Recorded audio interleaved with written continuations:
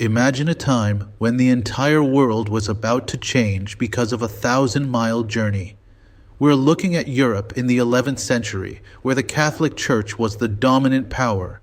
At the center of the world's faith, for Christians, Muslims, and Jews, was the Holy Land, with Jerusalem as its capital.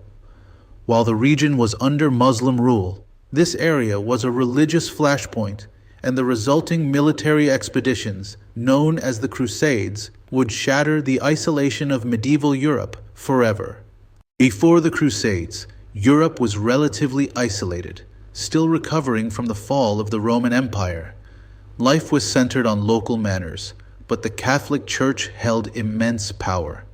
For all Christians, a place called the Holy Land, particularly the city of Jerusalem, was sacred. At this time, Jerusalem was under the control of various Muslim rulers, who had largely allowed Christian pilgrims to visit without issue. The situation changed when the Seljuk Turks, a Muslim group, conquered vast areas, including Jerusalem. They began to make travel difficult and dangerous for Christian pilgrims. Meanwhile, the powerful Byzantine Empire, an Eastern Christian power, was losing ground to the Turks and sent a desperate plea to the West. They asked the Roman Pope for military help against the advancing Turkish armies.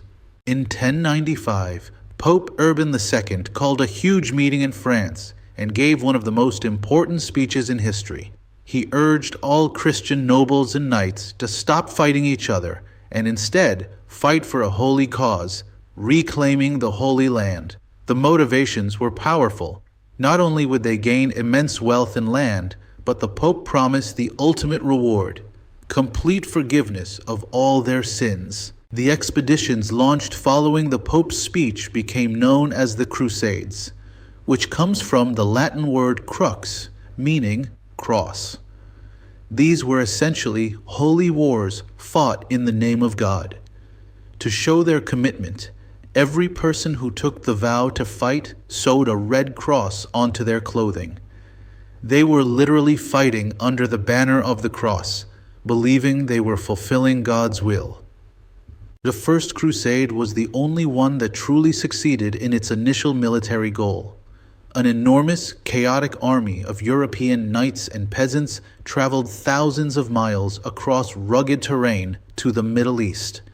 Despite the incredible hardship, the Crusaders eventually reached and captured Jerusalem in 1099. They solidified their control by establishing several small European-style kingdoms along the coast. These small, vulnerable territories were called the Crusader states. They were the physical embodiment of European power in the Middle East, ruling over a mostly non-Christian population. These states imported European feudalism, laws, and architecture into the region. However, their existence was precarious.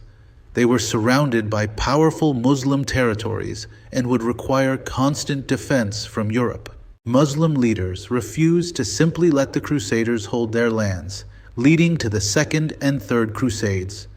The Third Crusade is famous for featuring two legendary leaders, England's King Richard the Lionheart and the brilliant Muslim leader Sultan Saladin. While the two forces eventually called a truce, Saladin was able to keep control of Jerusalem, though he allowed unarmed Christian pilgrims to visit freely. The Crusades weren't all grand battles. Some events were tragic and bizarre, like the legendary Children's Crusade in 1212. Thousands of young people, often poor and unorganized, believed their innocence would miraculously lead them to victory. Without proper supplies or leadership, many perished on the long journey, and historical records suggest some were even captured and sold into slavery. It underscores the intense religious fever gripping Europe. As the desire to reclaim the Holy Land faded, the Crusades became less about religion and more about money and politics. The most infamous example is the Fourth Crusade. European forces, short on money, were persuaded by Venetian merchants to attack the wealthy Christian city of Constantinople, the capital of the Byzantine Empire.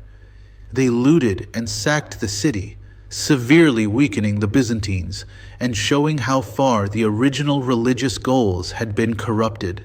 By 1291, the final Crusader stronghold fell, and European powers were completely pushed out of the Middle East. Despite fighting for nearly 200 years, the European military effort to hold the Holy Land ultimately failed. However, the interactions, the constant travel, trade, and exchange of ideas had already begun a process that would have profound and lasting effects on European culture. One of the first things the Crusaders brought back was better warfare knowledge. They saw the superior defensive tactics of the Muslims and learned to build better fortifications, especially replacing vulnerable square castles with stronger round towers. They also adopted the use of the crossbow from the East. Essentially, the Europeans learned that their neighbors were highly sophisticated in military engineering. The most immediate and transformative effect was the boom in trade.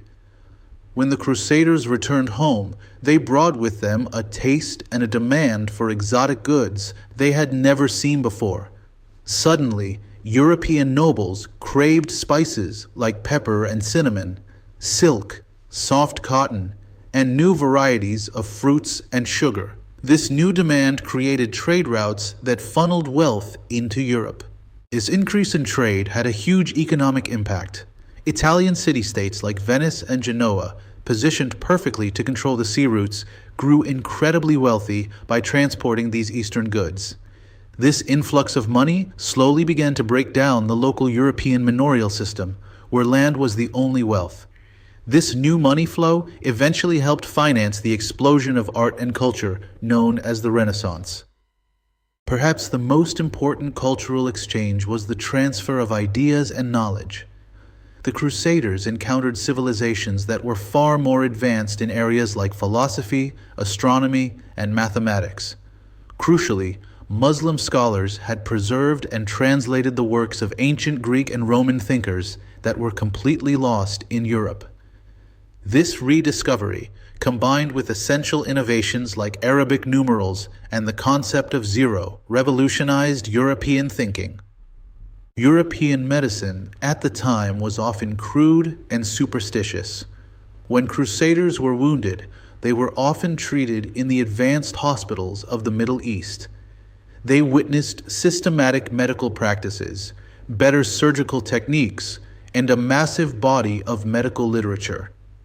This exposure to advanced scientific principles in medicine brought back knowledge that significantly improved healthcare practices in Europe over the following centuries. The Crusaders also spurred technological transfer in agriculture, bringing back new food items that diversified the European diet.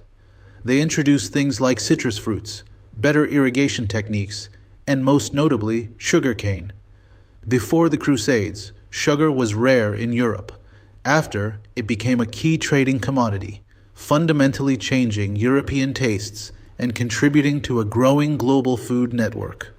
Other practical innovations transferred from east to west included tools that would be essential for Europe's future. Europeans learned about and adopted papermaking from the Muslims, who got it from the Chinese, making books much cheaper than parchment.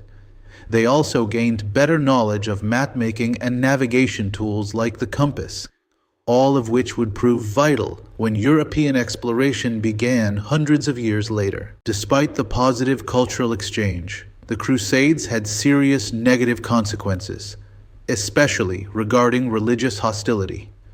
The wars created centuries of resentment and deep distrust between Christians and Muslims that echoes even today. Furthermore, Crusaders often targeted Jewish communities in Europe before they even left, viewing them as non-believers who also needed to be punished. This era intensified religious hatred across the board.